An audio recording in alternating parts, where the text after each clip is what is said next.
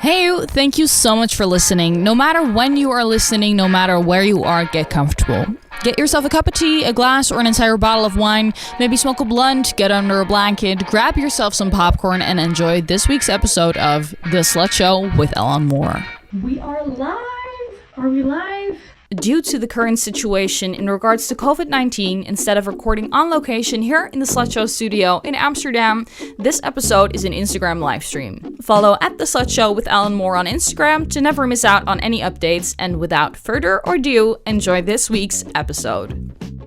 Ladies, gentlemen, non-binary beings, and any and everything in between, my name is Ellen Moore, and welcome to this second live stream of the Slut Show. Today I will be joined by someone who is very close to my heart. I love her very much and I cannot wait to introduce her to you all. She is a business babe, a creative soul. She's a feminist bombshell. She has had her fair share of chronic illness, and I'm lucky to call her my friend. Let's welcome her on the live stream. Waiting for the connection. Yay! Hello. Welcome. Thank you. Okay, So this is a bit lower than I thought. That Right. was just perfect. Perfect. How are you doing? I'm alright. How are you? That's great. I'm good as well. I'm really excited for this live stream. I've been looking forward to it for so long. You look gorgeous. Thank you. You're fantastic. I did spend my entire day doing this, so no, that's just kidding. But Same. never mind. Before we're gonna get into all the goods, The Slut Show with Ellen Moore, the podcast / talk show about shit you and I have to deal with on a daily basis. About feminism, insecurities, feeling like a bomb-ass bitch, and obviously about loads of sex. Enjoy your weekly dose of empowerment. Thank you. This is my first live ever, actually. Oh wow! I'm taking your live stream virginity, kind of. Yes, that's what I was about Sounds to very say. weird. We were talking in advance, obviously, a lot about the live stream and everything around it, and we just wanted this to be a conversation between two friends having a cocktail or a glass of wine. So if you tuned in, take some with you and enjoy this conversation. Feel free to ask any questions at all to us at any point in time. Sure. I can't even. You look so gorgeous. I just want to say. I'm gonna stop touching myself at will. Yeah. Okay, good By one. the time of the live. Okay. What is the most empowering thing you did lately? Lately? You did not prepare me though. Is that something I should have prepared? No. No, but that's usually in the leader. It ends with enjoy your weekly dose of empowerment. So here we are with your weekly dose. So what was the most empowering thing for you? Oh my goodness, can you go ahead and tell me yours? Because I need to think for a second. I get that, no worries at all. The most empowering thing I did, well, actually, I've been taking a step back and clearing my schedule for some relaxing time for myself without putting too much pressure on it, and that's been very refreshing for me. So I'm very proud that I've given myself that breather. I very much so needed it. So it was needed, and I love it. We discussed many things that we wanted to discuss. Sexuality is obviously a big deal of the Slut Show. And there was one thing that you said, and it just made me tear up with laughter almost. You said, I have a fear of blowjobs. Can you take us into that journey? What? Of course. So yes, it's very funny because today I was listening actually to a podcast of this person who says that she's actually top notch at them because she doesn't have gag reflex. And she was Ooh, nice. And she was saying that she loves it, and everybody that she's given a blowjob to says that she's the best. And I was there, and I'm like, no, You cannot relate to you. So the thing, I told you, I have a fairly small mouth. And now the thing it's is, small. I usually think, nah, you don't. This is not a thing. But she, it's for real. I confirm. It's small. So small mouth and a lot of teeth. I also have the wisdom teeth, and then just very bad gag reflex. Whatever gag reflex that girl didn't have, I have it for her. And so it's I was thinking about it today, how to describe, because I still do it, not super often, but I still do it. But you know how they say like deep throat, like that's definitely not me. Normal throat isn't either. I would say it's a very shallow throat, almost mouth only. But I mean, you do you, right? I make it work. But they're horrible. I don't like penises necessarily. Like Daniel's is fine. It's his. Like I've built a relationship and I like him as a friend, so I can do it. You've become friends with your partner's dick. I mean, that's good. That's good. That's very important, I think. When I was first starting to be sexually active and everything in and around it, the first thing I said to my best friend, who might actually be watching, if you are, wave at us. But I said, I cannot imagine. It's not happening. Not now, not ever. It's disgusting to me. I don't know. No. It was just no. And then I hadn't done that ever. But at one point I was like, okay, maybe I want to start giving blowjobs, and maybe, that was a thing in my mind, and I was so scared that I was gonna fuck it up. So I bought a cucumber and I practiced. I've heard stories but I've never met anyone that actually did it. I did not. And then I've never told this story actually to anyone. Nobody knows this, so I'm outing myself big time. And then I for the first time gave head to my at the time boyfriend, and he was like, "There's no way in hell that was your first time." I was like, "Do cucumbers count?" I don't think so, man. So well, very good. Yeah. See, you applied yourself. And paid off. So I can recommend, if you haven't ever given head to a male, buy yourself a cucumber and just look for the size that your prospect partner is like, or maybe make it a little smaller if that's what it's like. It's a very good recommendation, to be honest. Sure. We were talking about chronic illnesses, and that's obviously not as lighthearted as oh my God, blowjobs. Blowjobs. Right. Take us into the journey of what it's been like for you. So, yeah, it's like for me, it started, what was it? 2017, I think. Yeah. So I was in Australia. So fun to find out in a place that is not even like your hometown. Like it was kind of like 24 hours flight from my parents. So it was very scary. And it kind of started very odd because when it's like brain related, it's very scary. So I started having weird, just like memory loss, and I couldn't see very well. I was always seeing as if I was constantly drunk. So it was always just very weird, very tired. Yes. But that's what that's what I started doing though. I started drinking so that at least I brought it up on myself. And then as a way of being in control of it. Yeah. That's very interesting though, like psychologically. Yeah. Not very healthy. No. But yeah, and then like I got MRIs, I got tested, and actually it's been 2 years of exams before I got the right diagnosis. And I got it kind of like, that's that. Let's move on. Because like I was diagnosed with migraine straight away, but migraines is just one of the things that I have. I also have visual snow, which is what explains most of my symptoms. And so for a very long time I was like, you keep telling me I have migraines, but they don't coincide. Like that doesn't coincide with the symptoms that I have. And then one day I went to a neuro-ophthalmologist who is like a neurologist that is specialized in eyes as well. And she finally got the diagnosis right. And it's such a common experience for women that they go for years undiagnosed. The most common example is endometriosis that goes like for years, just brushed under the rug, and like it's just your period, it's fine, it's normal, and it's really not.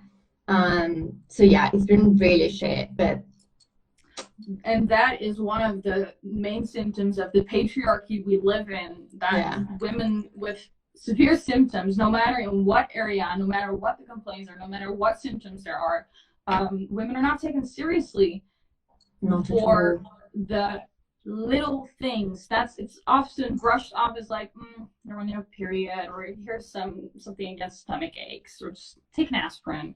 And it's so frustrating having to constantly prove that you're actually sick, and having to prove kind of that you actually need help and that there needs to be a solution.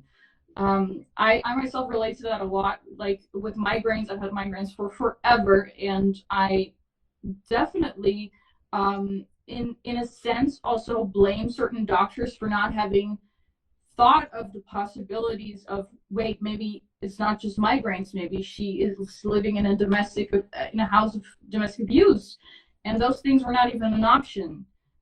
They were not considered. And I can imagine that for you, 2 years of searching, that must have been horrible. Yeah, also because it was related to the brain. It's like one of those things that you can't just cut it off. Like, obviously, it's even with a leg, it's like a lot, but I don't know. The brain was something that scared me, particularly, and like just these people, like all of these people just brushing me off. I was starting to think, literally, I am dying in front of everyone, and nobody is figuring it out, and nobody even cares, and they all think that they have figured it out, and they stop looking. It's a very scary thought. Yeah. For something to, I get that. I relate to that a lot as well. Something more lighthearted. Obviously, we just talked about our fear of giving blowjobs. Then I found this partner, and I was like, okay, I like it now. I don't know what happened, but I like it now. Good one. How is it for you? Because you told me this in prior to the live, that sometimes your libido and your need for sex, however you want to call it, is a little bit higher than your partner. What is it like? Yeah, so at the beginning it was very, very weird, because especially the relationship just before my current partner was a very sexual person, and he was extremely attracted to me. So it was like sometimes I would get mad because I was trying to get changed to go out, and he was like basically jumping on me, and it was like, just okay, but enough.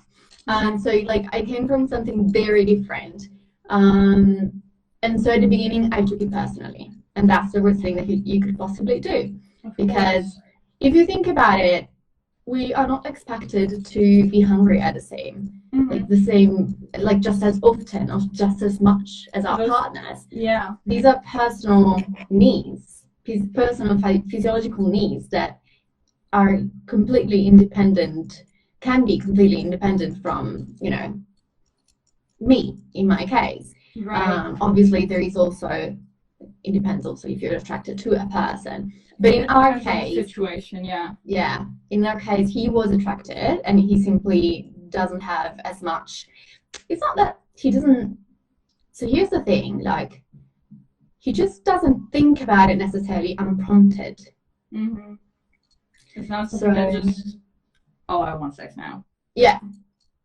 Right. Like it happens to me and you at 3 p.m. and we just go grab our vibrators. It doesn't happen to him. Okay, listen, people, every woman that is watching, oh my God, I have news for you ladies. So I was watching a show the other day. I constantly watch things about sex. I'm at a point where I'm like, I guess masturbating is also scientific research at this point. Watching porn is research now. So I love my job so much. And so I was watching like a show about many different things in the bedroom. And one of the things they told us was that at 3 p.m. to 3 in the afternoon is the best time for women to masturbate, because then your estrogen levels are highest, which I heard that and I was like, that's why I need my 3 p.m. breaks. And it just made sense. And it clicked, which is fantastic to me. I mean, Maybe we could say that it's the best time for people that were assigned female at birth to masturbate. Yeah, correct. Yeah. And you told me that, and the day after I was like, oh, I need to go get my vibrator. And what time was it? It was 3. And so I texted you, and I was like, see, it's like it's true. See, it's true. It's actually true. So, if you're watching and you're like, why am I always horny at 3? Here's your reason why. Yeah. Or maybe start noticing, because before that I never noticed, and now that I know, I do notice. But I realized since I started, because I'm in university right now, and since we switched from school on location to doing things through Zoom and other like Zoom-like programs, I was like, why can I not focus at 3 p.m. literally that time? And now it just explains so much to me. You should send that reach-out to, like, I don't know, headmasters of schools and such. Like, you raise all 3 p.m. classes. We're too horny to listen. Oh man, no, but for real though, that is a thing in my opinion. Have you? Because you said I did not ask you what you do. Can you please tell us a little more about the fantastic earrings that I am wearing and that you are wearing? Sure. So actually, this is the good part about my migraine. That so as soon as I moved to Berlin, I wasn't able to start working straight away because my migraines were not manageable, and I was trying out different meds, so it was just not doable at all. Yeah. Also because on top of migraines, I have anxiety. So the meds were actually for anxiety. And so I instead studied a little bit of German. And literally when I stopped studying German, 3 days after I was starting to look for jobs, and the pandemic hit Germany. So we went into lockdown. So what happened then is that I was bored at home and I needed to do something with my time and with my head, just do something. And I started making vulva drawings, and I produced my first earrings, vulva-shaped earrings. It's actually a funny story. I don't think I've ever said why I designed those earrings. The very first ones that I've ever made, I didn't even like say it anywhere on my website. So I have a friend who is a lesbian, and everybody knows that she is, but she was saying, oh, I'd love to have like a necklace with a vulva, but I'm not very comfortable to buy all of these very kind of anatomic looking ones. Right. She wanted something that was a bit more abstract, and so actually the first pair of earrings that I made were for her. Well, the first drawing that I made was for her. And she doesn't have earrings, so I made her a keychain, and I put them on Etsy, kind of not knowing whatever I was doing. And in like 3 days I sold 2 pairs, and I was like, I can do this. I can make a living out of vulva shaped stuff. This is the dream. And so yes, this is what I do currently. Those are my boob ones, Kristen. This is Tanya. I love those so much as well. And this is another Kristen little booby. This afternoon, because we were hoping that you could maybe print something 3D right now, because they're 3D printed and they're sustainable. Yes, they're made of, so the material is called PLA, and it's a plastic that is biodegradable, and it's corn-based. So it's actually very funny because when I have to fix it a little bit, I can use a lighter if there are like some strings, and like it emanates this like very sweet smell. I love it actually. I could become I don't know how to say it. LPV addicts? What is that? The people that burn stuff. Oh, I know it. Ladies and gentlemen, we're teaching Dutch now. Pyromane. Oh, really? Wait, do it again? Pyromane. Pyromane. All right, Italian and Dutch. Ladies and gentlemen, can someone translate this for us? Figure it out. Figure it out.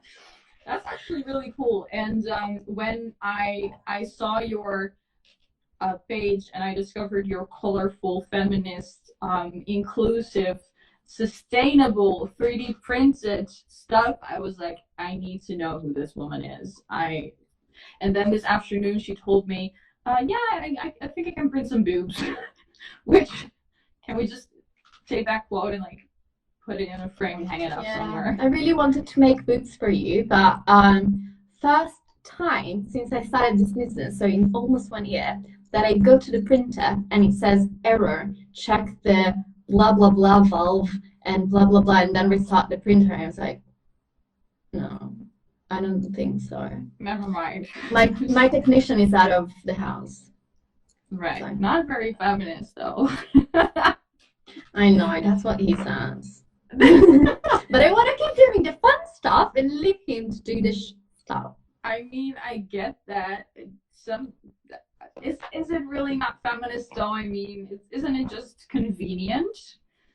Yes, Are we both full of shit? What is it? Yeah, I think the point is that it's not that it's not feminist to use your partner. It's a bit assholey.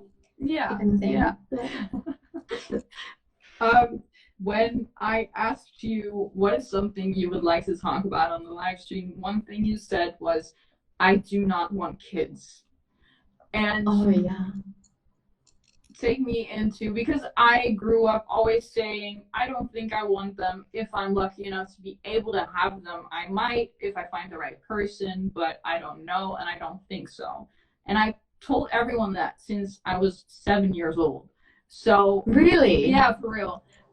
Also with like the note about I don't know if I can have them, which is very strange for like an 8-year-old to know that kind of shit. Yeah, did you know someone that couldn't? No, I didn't. I don't know, very inclusive, born that way, I guess. Okay. And so now I sometimes get frustrated when friends tell me, you're so gonna have kids. And I'm like, maybe, but can you, maybe, I don't know. What has it been like for you? Actually, like, it hasn't been like that for me. I didn't know. I just didn't think about it. I kind of gave it for granted, like took it for granted. I thought I was gonna have kids because that's what women do. No, but that's probably what was in the back of my head because I cannot explain it otherwise. Because I've always said that I didn't like kids, but inside of my head, probably because so many people tell you you're gonna like them when you're older and bull like that. I kind of always thought that I was gonna have them, and then I don't remember when. One day I was like in the middle of an anxiety, just I don't know, attack about life and making money, and I don't know. And one day I was like, what if I don't have kids? And all of the anxiety about having to settle down somewhere, having to make enough money, having to be perfect, and to give up all of my life for them, and all of these things that I thought that I needed to do because I thought I needed to have children kind of disappeared. And I felt so much better about it because just taking them out of the picture allowed me to envision my perfect life as something that I could actually do. And to breathe, maybe. And yeah, and then I was like, oh, well, that feels good. Done. I'm not gonna have them. And so that's how it happened. And I hope that, like, for example, I don't have siblings, but Daniel has 2 sisters and 1 brother. And I do hope that they're gonna have children because I would like to be. So my thing is gonna be the cool auntie that has the how do you say, like, has a thing for everything, kind of like when my mom left me with a child, like with the child of her friend for like 3 minutes, and I made Daniel let her put nail polish on him because I wanted her to know that things are not gendered, and I needed to pass that message in the 3 minutes that I had her because the word is gonna ruin her. Yes. And so I'm gonna be that auntie. Yes, I will. But I'm gonna be rich. I'm gonna have, you know, a beach house, all that. Oh, totally. I'll fly wherever you live. You fly wherever I live, baby. We're gonna do this. We're gonna have 1 private jet each. So. Oh man, of course. Worst case scenario, we share it. Whenever I talk to, especially my 2 very close friends, Yeska and Mandy, They're so close to my heart. I love them so much. They both really want children, and I can completely envision it. They would be fantastic with children, and that's just if I look at them and they tell me about it, it's just they look Makes so sense. happy. It just makes sense for them. And I always tell them, I can teach your kids about drugs and booze and sex and feminists. And I will 100% like be that cool, maybe a little bit too edgy, auntie. Yeah. I will give them like sugary sweets that make their teeth fall out. That's, you have to have it all like that. Absolutely. You're we're gonna be the auntie that gives them sugary treats that make them like have peaks of energy and then just like return them to the parents as crazy devil's beasts. So I had this teacher in high school, and we had this open day for like kids that had to choose a high school. And so we had an open day, and I was in the kitchen. I was getting paid to bake pancakes the entire day. I was like, sure, I'll do that. And so the kids of my history teacher were actually on school, and they were very, very, very hyperactive. And so he told me, listen, yeah, they have ADHD, don't give them anything sweet. And you should not tell me that kind of stuff, because if he wouldn't have said anything, I would have done nothing, precisely nothing. But he said that, and I was like, I kind of want to see what happens if I do. No. I did not. I was 15. I did not understand the consequences, but he was furious. He was like, Ellen, you're never going to get a good grade again for me. You are just...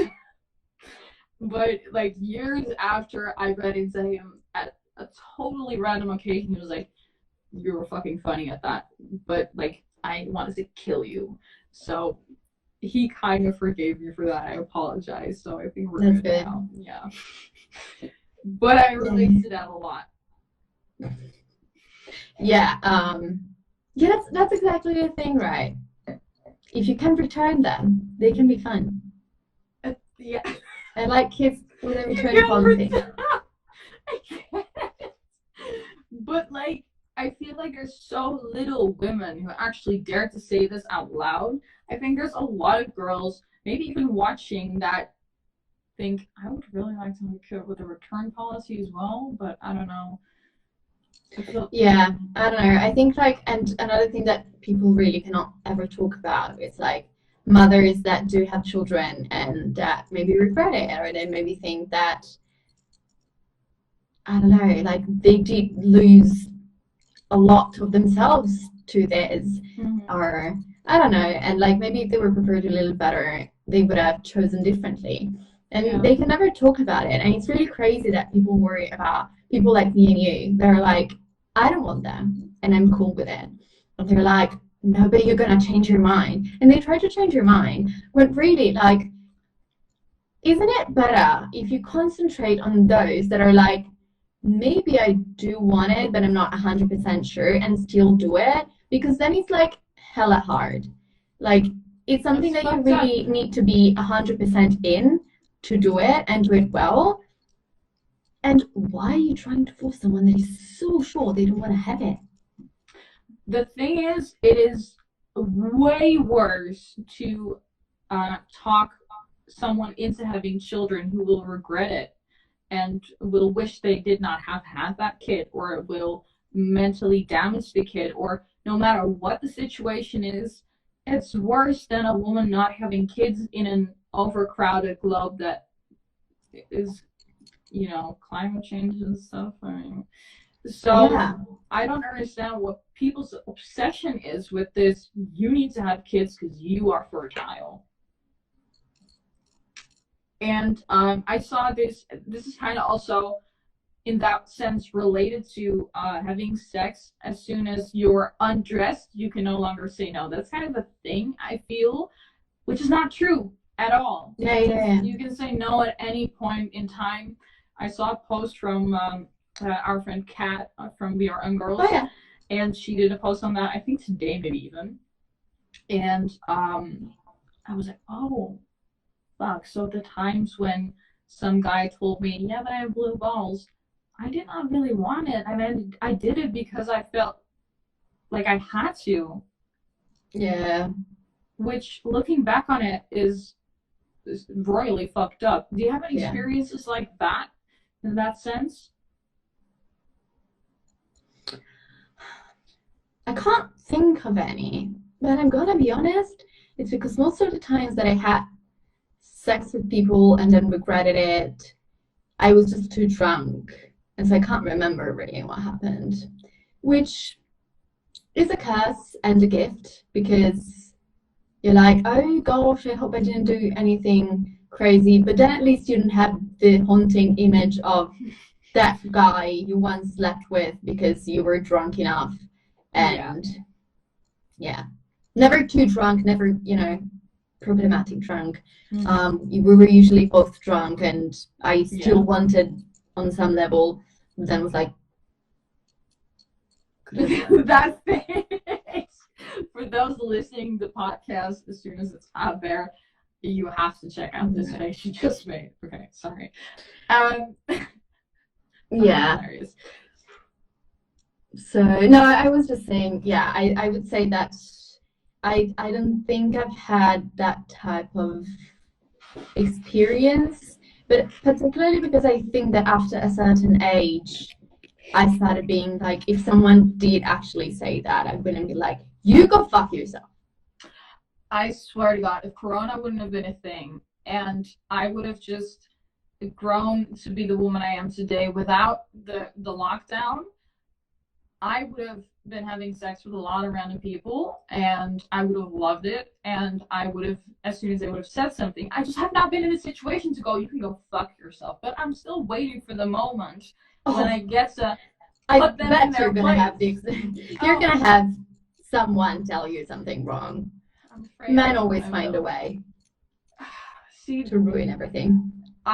So I'm on 5 million dating apps because I'm single as fucking shit. By the way, sorry, what is your sexual orientation? I never labeled it, but I think that because of actually that's true.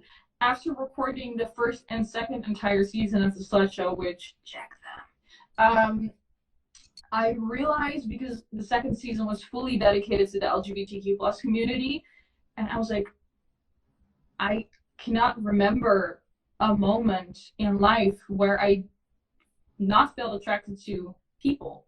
So I realized it's not about gender. It's not about sexuality. It's not about, I love people. So, but then again, I've never had sex with anyone other than people identifying as males, men. So, that's like saying that everybody is asexual before they have sex for the first time. Thank you. Exactly. So I never labeled it because people. What about you? The same, but I do label it as pansexual because that's how I feel. I guess I'm pan then too. Yeah, but it's something like, it's a bit like with the having a child thing. I never thought about it. I never thought I had an option. I never thought of my options. And I actually realized that I was pansexual during my relationship with Daniel. So I came out to him. He was like, cool. That was it. But that's great, though. It's like, great. He could not care less. But it is a bit weird because sometimes I feel weird about saying it, because I did sleep with a girl once, but I don't feel like it qualifies me enough, which is so silly. Again, it's like saying that everybody is asexual before they get another person to legitimize their own sexuality, which is... I strongly feel like I don't have enough experience to call myself bi or pan or whatever, but that is... That's not what it is about. It's your identity. It's not your experience. It's what you are. Yeah, absolutely. 100%. Thank you, sis. For real. So you started, if you want to go ahead with the dating apps, I'm sorry. I completely sidetrack you. got it again. Thank you. So I am on 5 million dating apps because I'm single as fuck. Let's get back to that. If you think like, hey, Ellen, you seem like a really nice person, slide in my DMs with something other than a dick pic or, oh, you're pretty, how about you're a great feminist, or I would love to get to know you. Those are great starters, okay? So if you're watching, you're listening, and people go ahead. She's fantastic. And she's better than me at blowjobs, I think. She looks like she enjoys it. She gets a lot of compliments, so I practice. That's an added quality, by the way. You have so many qualities, but that's of interest sometimes. Like a dead ass, I think it is stupid, and people are gonna be like, "Ellen, did you really say this?" But I think it's stupid that you don't get to put that shit on your resume. Why can I not just state gives good blowjobs? I mean, why not? I don't know why not. So yeah, the dating apps. And so this, I have in my description, it says feminist powerhouse. Cause fuck that. Let me just put it out there. They see the Slut Show as a thing, so they might as well. And so I got this guy he texted me, he says, feminist, as in the one who has body hair everywhere and hates men, or as in the heterosexual white girl. And I was like, what are the other options? And I just literally, I Googled feminist noun. So I copy pasted it and I said, feminists don't hate men. We hate men who think that we do not deserve equal chances, opportunities, and resources. And he was like, well, consider me a feminist then. I was like, yeah. I'm not sure I'm gonna. But isn't it crazy though? It is so nuts that people still think that feminist is feminism is like masculism for women. It's not. It's not. I love men. I love your bodies. I'm so attracted to you. I think you are, for the majority, great, but I also think there's a bunch of dickheads among you, just like I think there's a bunch of dickheads amongst women. Lower percentage, but yeah. Right. I love women a ton more. But men are fine, considering that, like if you think about it, most of us grow up with blind spots with regards to issues that we don't have to face. And white men in particular have very little.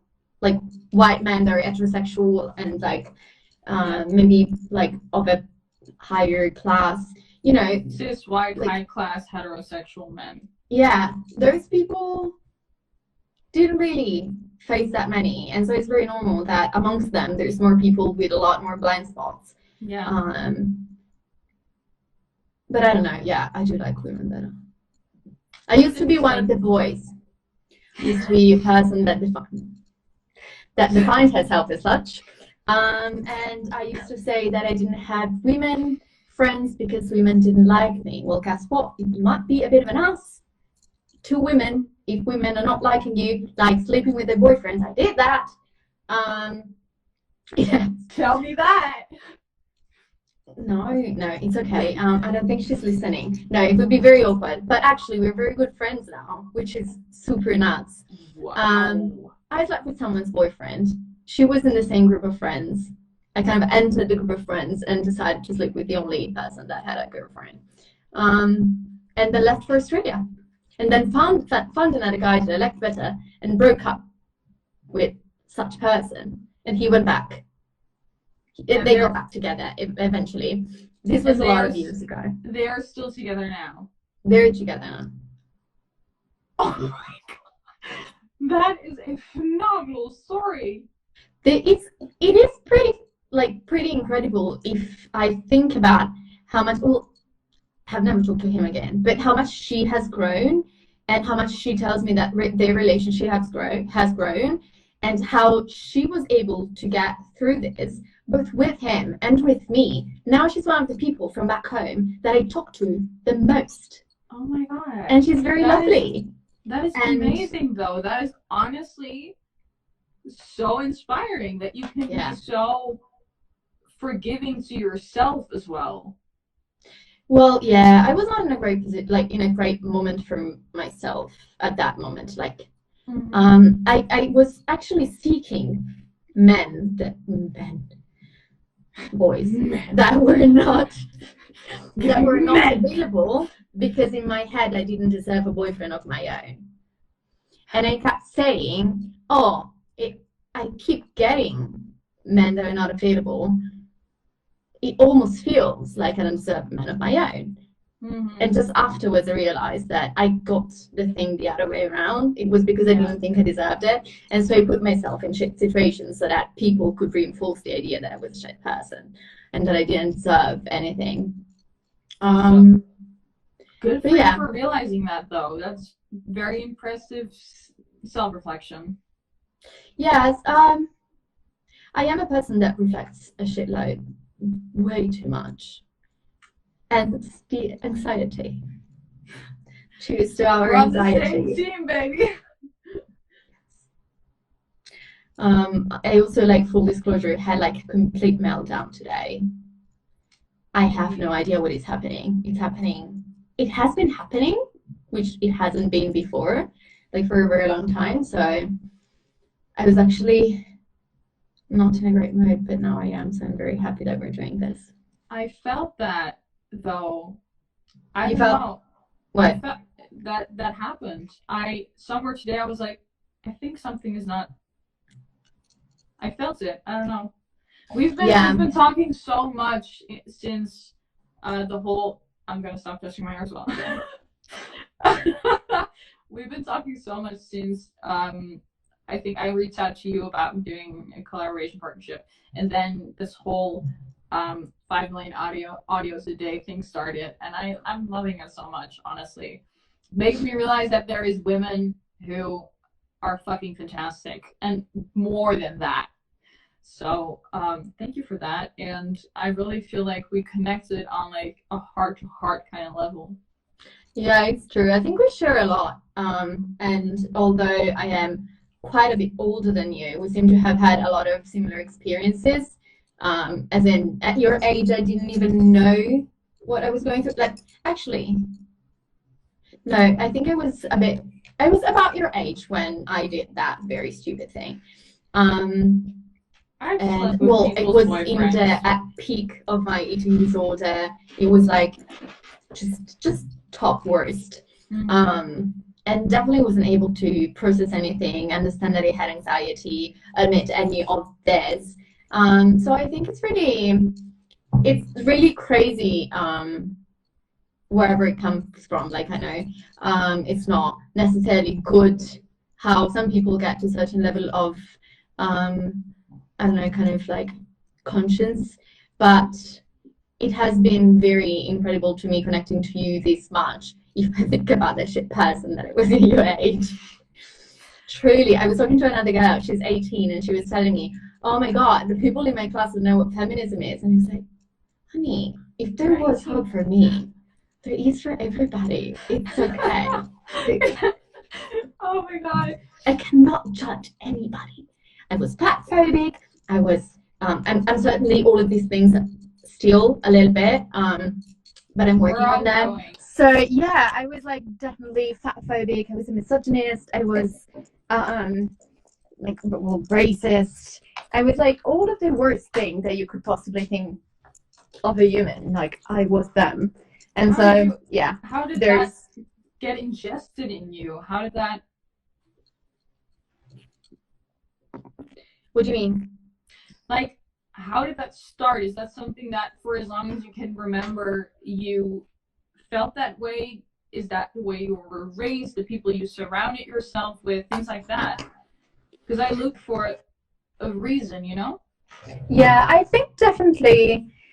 Well, I grew up in a small town. That never helps with anything. I grew up in Italy. Also doesn't help. And then probably, also my family to some extent. They're not bad people, but maybe, sorry, from a different generation. And so, for example, the other day I was talking to my dad, and they have already grown a lot, especially because they, listen to me. I'm a bit of a just very, intensely prone to correcting you if you're being not very correct towards others. And I was about to say that I am a bit of a pain, but no, you are a pain if you're not being No, correct. Jared. No. Jared, go away. Jared, So explain for a second, while I plug myself in, explain for a second to the people who is Jared. All right, you're gonna fix your technical shit. I will explain who Jared is. Jared is, okay, so when you're thinking negative thoughts about yourself, or when you go like, I look pretty, oh, I shouldn't say that about myself. No. Jared, shut up. So she named her negative voice, the misogynist inside of her, the anything that we now realize, oh, that's actually fucked up. She named him, and that made me realize I need a name for my own. And I still haven't thought about the name. We have a couple of options right now, but I mean, I can't steal your Jared, so I need to think of something else. Of course you can steal him. He sucks for everybody, not just for me. True. So, the hilarious thing is that my Jared is named after a guy that was a master in Paradise, Australia. And he's such a white guy. Oh my god. Oh, Such a white guy. He was always red, and he always said such stupid things. And so I was like, I started thinking, if I gave him this name, if I gave my negative thoughts this name, every time I have one, I'm going to think that he's saying it, and I'm going to be like, who the hell would listen to him? I would not listen to him. And so I thought, it's interesting. But yeah, like, so all of a sudden, I know a name, but I am so scared to say it and then have that person be watching. can we check who's watching? Well, the thing is, if this is gonna go online, it's uncut, so That's okay, you can tell me afterwards. But the whole thing started because I was saying that, yeah, I correct my parents and they're getting better. But for example, like my dad was saying, yeah, because my friend has a brother that felt like a woman and blah, blah, blah. And then it was like, actually, your friend didn't have a brother. He had a sister that was assigned male at birth. And he thought about it and he was like, well, that makes sense because that's how it is. And so I feel like they were never really given any type of, I don't know, like tool to really understand these things. And I don't know. They didn't try to ever teach me anything, bad. They never taught me anything that was like, oh, like gay people are wrong or anything. Mm-hmm. But, I don't think I think my mom told me a lot, just people are people, and that was good. But I don't know, I maybe perceived less inclusive thoughts from my dad's side. But yeah, nothing too crazy. I think it's just mostly Italy and society. right. And then I started moving around, and that helped. Yeah, and traveling changes your perspective on everything. I feel I traveled so much from such a young age that I don't know, all of a sudden I was like, oh wait, there is way more than the small town I grew up in and the high school where people care about popularity and make it one big fashion show. Nobody gives a shit. Nobody gives a shit, man. And it puts things in perspective. It does. How do you, you mentioned earlier, you said something along the lines of, I lost what you said, but we were talking about eating disorders anyways. You have experience with that yourself. I've had experience with that. And how do you feel that shaped you and the way you look at yourself now?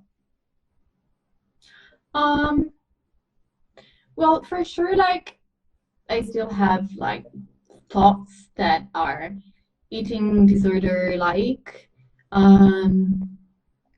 Like, if anybody comments on the amount that I eat, which can be, like, in a perfect society, it would be okay if my boyfriend said, oh, no, you ate all of your, like, your plate. I was hoping that you would leave some behind because I was starving. Like, that would be totally fine. In a place where being fat isn't stigmatized and eating a lot isn't bad to do for women, it wouldn't be an issue, but it is for me. That makes me think, oh shit, I ate too much. And when people tell me, oh, you eat so little, I feel like good, and I at the same time I feel bad because For feeling good. Yeah, but Jared is feeling that... good, man. Jared was feeling good, wasn't he? Yeah. So yeah, I would say that that has been something that, first of all, I didn't realize I had until years after, which is crazy. And I am detaching myself more and more from eating disorder thoughts, but it's not easy, especially because we live in a very fat phobic and like in a very fat phobic society. And I'm not even sure I can be categorized as small fat, because I can find like clothes in any store, and I also like I'm at medium mostly, right. So I don't think I categorize as small fat either. But I have been fat shamed by 2 doctors in 1 month, when I don't know, when I was going to doctors because I still had faith in the medical community. Stop doing that. Not doing that anymore. Well, I get that. I see why. Yeah, literally, I went to the same doctor that gave me the drugs that made me gain weight, and she was like, "You're bigger though, right? Than last time I saw you." And I was like, "Yeah, the drugs that you gave me actually made me gain so much weight." And everybody knows in antidepressants, when you gain weight, it's so hard to get rid of. And she was like, "No, that can't be it. Young people like you should be able to get rid of the weight in a very short time." Bitch, go fuck yourself. Went home, changed doctor. Was it 3 p.m. and couldn't she just have a little break or what? Oh my god. For fuck's sakes. Like, how is it possible? Like, if I got fat shamed by 2 doctors, what do people? 2 skinny white girls talking about it. Right. Exactly. That's so hard on me as well. I constantly feel like I cannot do enough for fat people, because the stigma needs to be put the hell off. And I've been thinking about dedicating an entire season to this of the Slut Show as soon as recording on location is a possibility again. So that's a huge announcement. I really hope I can make that work. I have had my fair share of experience with eating disorders myself. When I went into therapy, it took me months and months and months to realize that wasn't an eating disorder of the last month. No, it had been going on since I was 15 in all kinds of different shapes, ways, and forms. And when you just said you're not hungry at the same time, so why would you worry about not wanting or not wanting sex at the same time? I remember once, and this story has never been told either. I was at the time boyfriend's place, and for people who have a past with eating disorders, it might be the right time to skip a little forward if you're listening to the podcast. And for those who are watching live, maybe click away. But for those who can handle it, great, stick to it. I was at his place. I had not eaten for a very long time, and then I came to this place and I was like, I'm gonna have dinner, but I have the rule to myself, really quick way to con. I have the rule to myself, I cannot eat more than another person.